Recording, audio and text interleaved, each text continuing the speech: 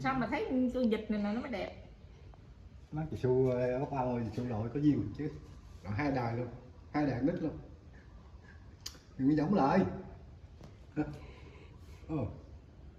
Sao? Nhìn dữ à? Ở đây coi Mỹ ơi. Ở đây Mua cho Su chứ bác ba nào mua cho Su một cái rồi.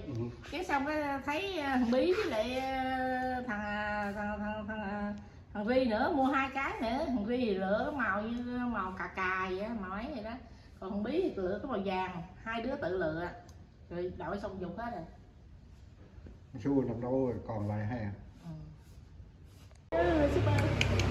Nè. Nè. Ấm. Lên. Đừng, để mẹ cho nó lật, nó nằm bên bà nó ngóc cái đầu lên.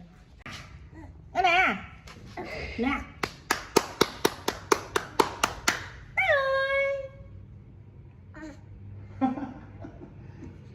Đó.